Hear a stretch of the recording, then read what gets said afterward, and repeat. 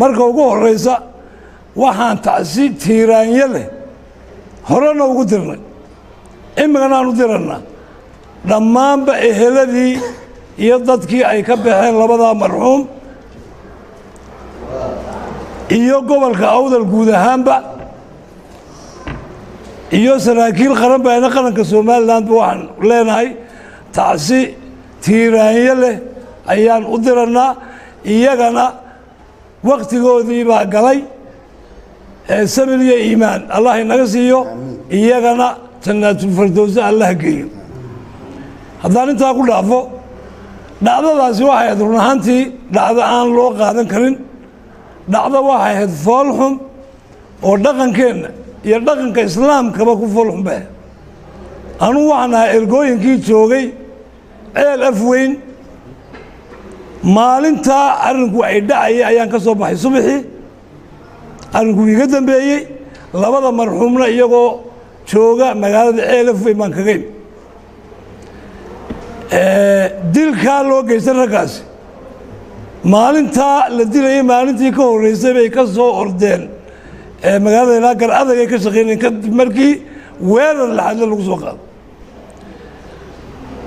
dilkaasi sida loo sheegay wuxuu ahaa dil qorshaysan oo degmada ceel af weyn degaankeedoo dhan ay u dhannaayeen weli maynu arag degaan dhan oo degmo ah oo isku raaca inay rag aan waxba galabsan ay dilaan qorshe saasuu ahaa ilaahay iyagana haddoodii baa gashay wakhtigoodii baa dhammaaday laakiin qorshe wuxuu ahaa reer gar adag cid kale anagu sheegay reer gar adag ay u dhannaayeenba oo qorshaysan oo ay u dhannaayeen oo arrinkaa laga dambeeyey buu ahaa aad iyo aad baan uga xunnahay in dadkii lagu jiray nabadayntooda annagu intaasoo jeer baan tagnay gar adag ceel af weyn baan joognay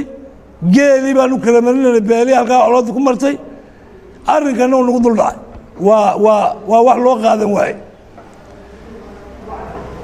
waxaan leenahay arrintaasi maanta somalilandna way dhaawacday somaliland maanta dhaawac weyn baa ku yaalla dhaawac weyn baa ku yaalla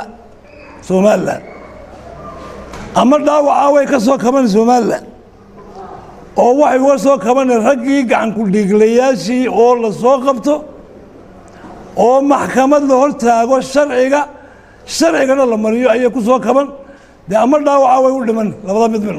waa dhaawac maanta somaliland waxaan leenahay oo aan u sheeganaa dadkii falkaa geystay dhaqan umaynu lahayn manaynu aqoon in rag weliba ku ah adiga kula jooga oo marti ku ah oo madaxa oo adiga kuu shaqaynaya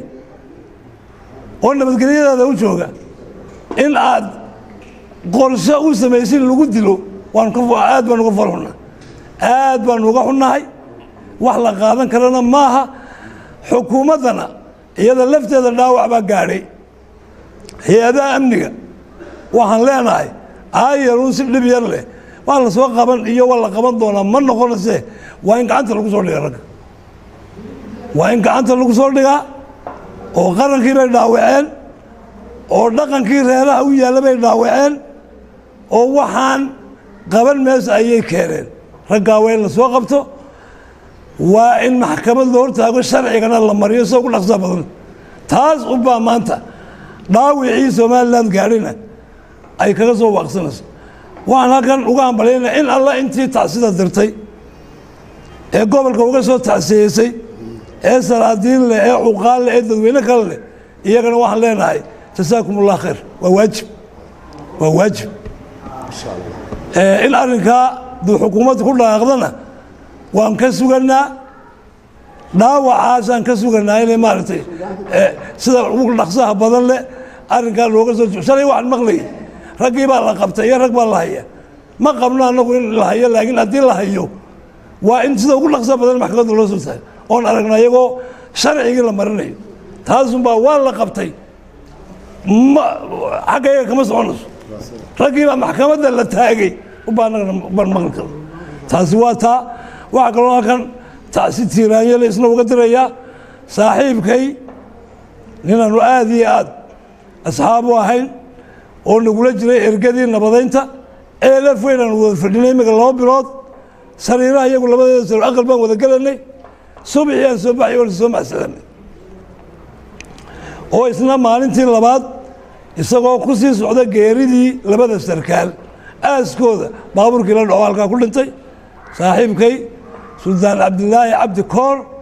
isna tacsi tiiraanyale ayaan u diraya